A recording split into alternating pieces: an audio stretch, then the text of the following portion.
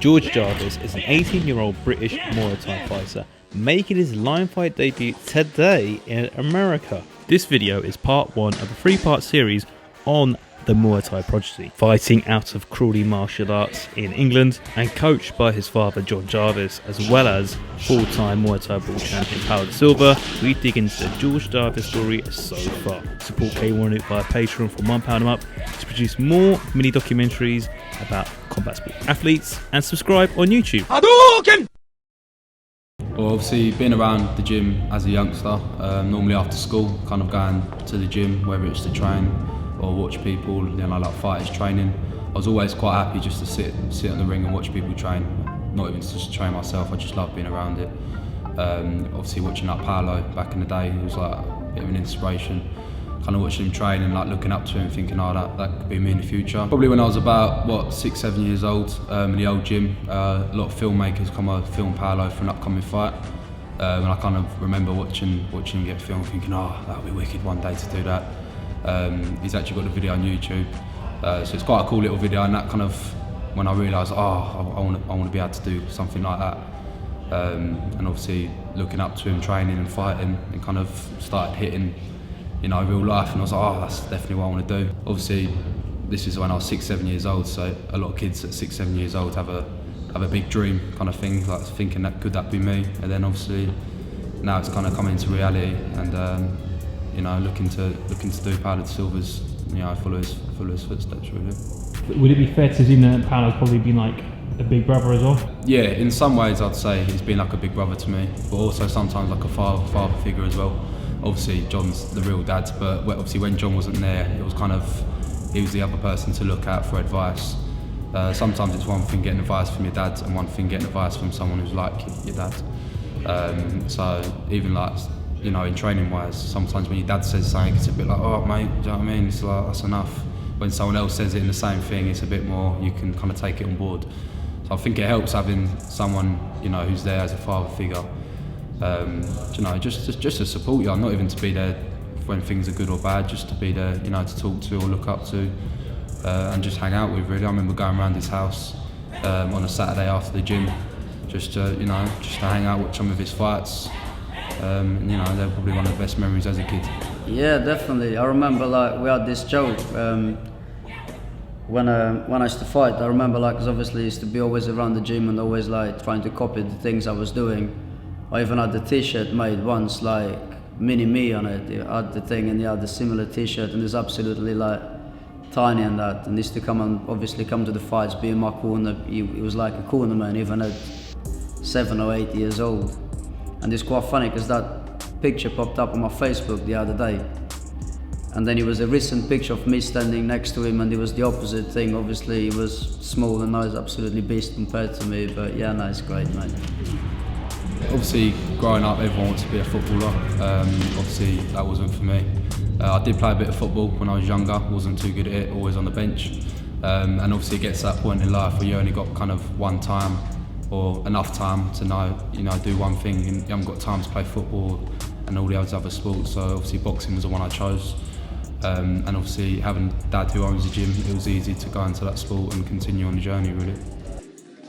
I took George straight out of school at 16 because, no disrespect to him, he didn't even know what he wanted to do. He wasn't going to become an academic. He was at that age where he was very boyish and could be up to all sorts. So they had to have an apprenticeship basically, or further education. So I was like, right, as long as you want to do it, because you're not going to have an easy ride, we'll give you an apprenticeship. Talked to Paulo, he said, yeah, no worries. And he hasn't looked back, and we're more than happy with him. It's been brilliant for him. He's grown into a nice young man. He's brilliant with the kids. He can converse with older people though. So them kind of skill set that you pick up, he's perfect. Being around a gym environment and meeting people and talking to people, and not doing this, or text me, bro. Talk, man. On my right, from the Lumpini fighting here in Crawley, it's George Jarvis. I'd say it was always easier having a brother doing the same sport as you.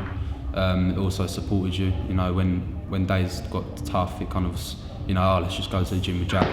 So it was quite easy going when Jack was there to train with. There was a stage where he was a lot bigger than me, so it was quite hard to get training in with him. So there was always a bit of competition, like, you know, when I grow up, you know, I'm going to be the bigger man kind of thing. But it never really got like that. He was always there to support me, and I was always there to support him. But you know, growing up with a big brother, it was good.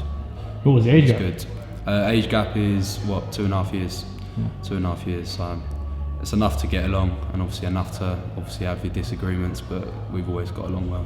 Your other son, he's a plumber, isn't he?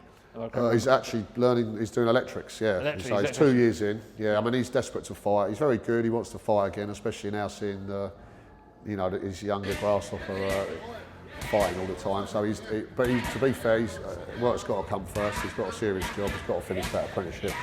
He's up at 5:30 in the morning, you know, you don't know when he's going to be back. You can't fight at this level and then, you know, and take it and train 3 times a week, unfortunately. So, you know, trying to run and eat properly to make weights and that stress on someone, I've suggested to him that he ticks over and waits. When he's more settled at work and he knows he can train properly, it's not worth the stress. There's no money in it, really, unfortunately. So it's just not worth the stress for Jack to worry about it. He's only 21, so if he wants to fight, you know, later this year, next year, in a couple of years, he's not going to lose anything. He trains. He comes and hits pads 2-3 times a week at least, so he's in pretty good shape still. So he won't, you know, he just needs a time. At the moment, it's George's time.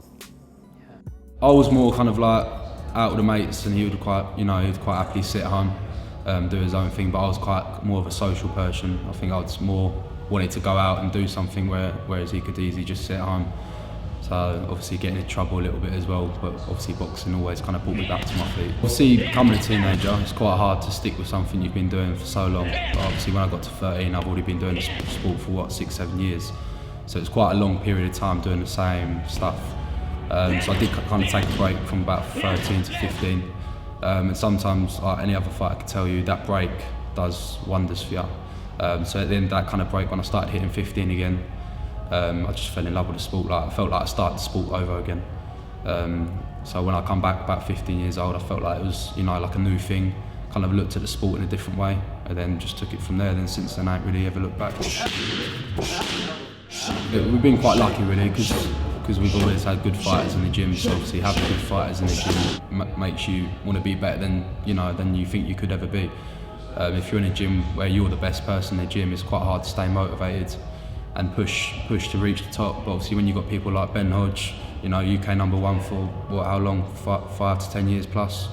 You've got Paulo Da Silva, you know, knocking people out for fun. Ruth Ashdown, one of the best female fighters in history really for the UK. Having all these people around you makes it a lot easier for you to reach the top. You know, seeing them do good makes you want to do good. So I've been quite lucky really with the people around me to push me to, you know, be more motivated to reach the top really.